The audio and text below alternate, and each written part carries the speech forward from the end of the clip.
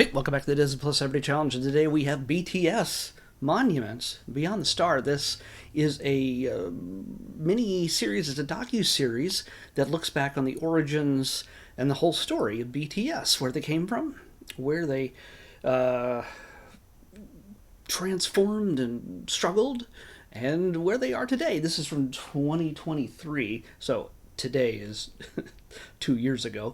But it's a number of half-hour-ish episodes. There's 8 of them. So yeah, they're all 33, 31 minutes long, something like that. And it takes them through different eras. We start out with an introduction of who they are, what they are, and then they jump back a good at least 10 years, more than 10 years, like 2012, 2013 when they're first starting out. And yes, there's lots of early footage of them in this showing them coming together, becoming a group, and then training their butts off nonstop.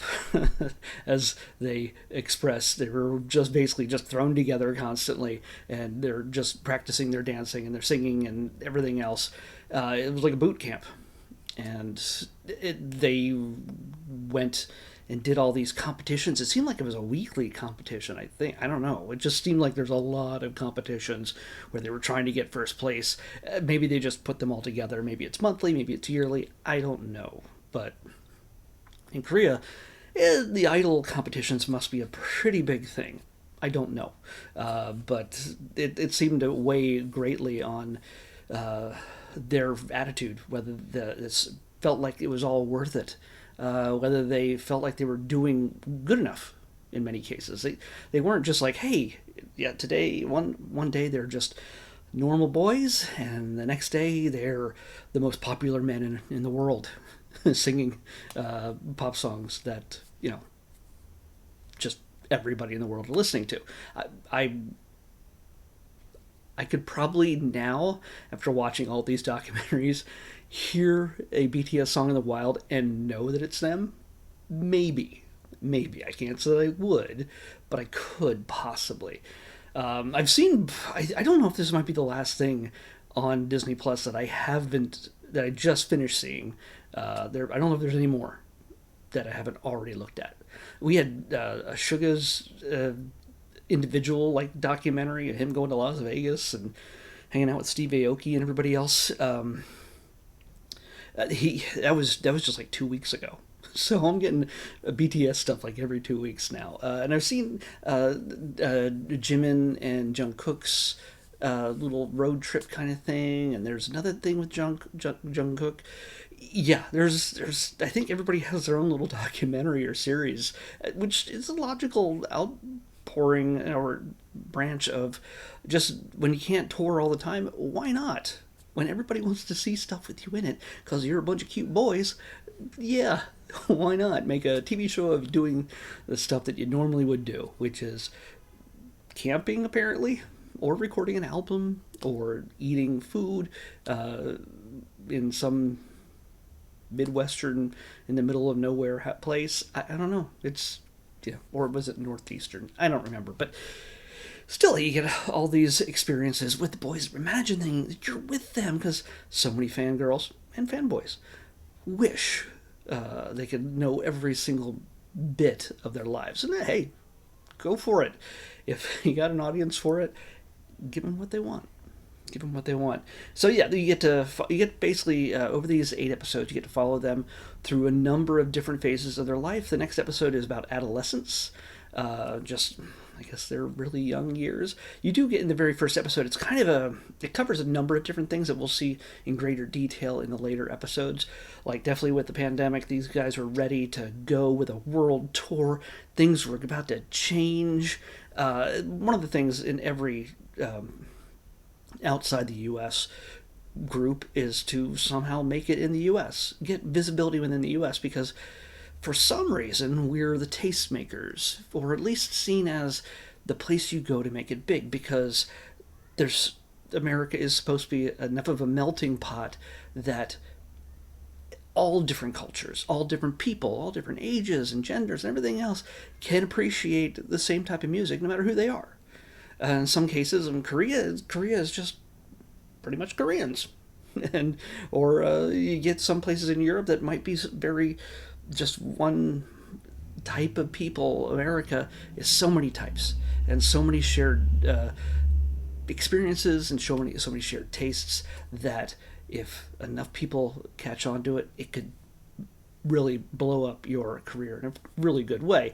Even if you one day you're on the Colbert Show or the not the Colbert but Stephen Colbert, and the Today Show outside in the streets of New York City outside of 30 Rock, or filling a stadium here in SoFi Stadium in Los Angeles. It's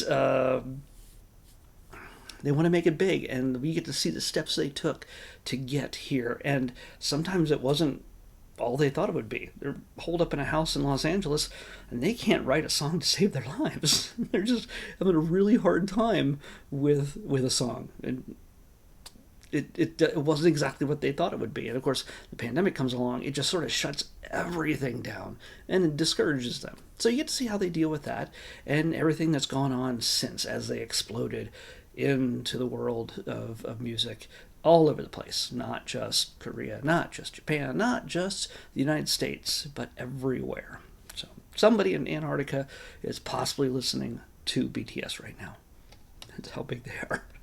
So yeah, if you get a chance to watch this, you definitely check it out. Again, fans have already watched it, but if you're just sort of a casual fan, you're like, oh, I like the music.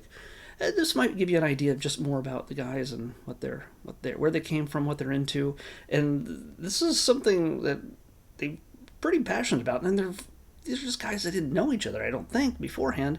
They're brought together like brothers, and they laugh and they cry and they pick on each other, and they get to be guys and dance and sing for the world. So this is kind of get to see beyond that with this series. So give it a shot if this is your thing. I can't imagine this is going to turn you into a fan. I say check out their concert, which is also in Disney Plus. They filmed that a few years ago. And definitely that might give you an idea of their performance and everything else, because it's a pretty fantastic performance.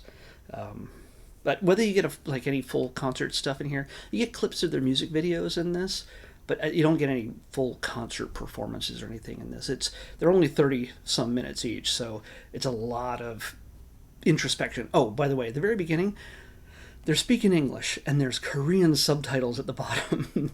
Don't let that fool you. You will need to turn on the English closed captioning for 90% of the rest of this, because a lot of it is just in Korean. So you will need to turn on the English subtitles if you do not speak Korean.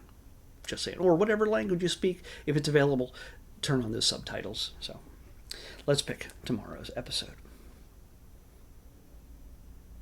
35. Ooh.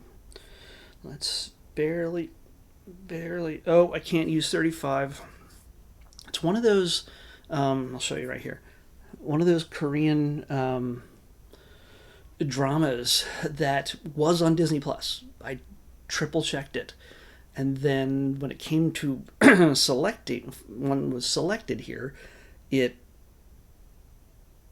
wasn't there anymore because I disconnected it. I had to renew, and I had been getting it for free for a while through my phone company, and then I just decided I'm going to let Hulu go for a bit, just so I can get my Disney Plus subscription going again, because I had to keep that going. Hulu will come back probably eventually, but these are now only through Hulu.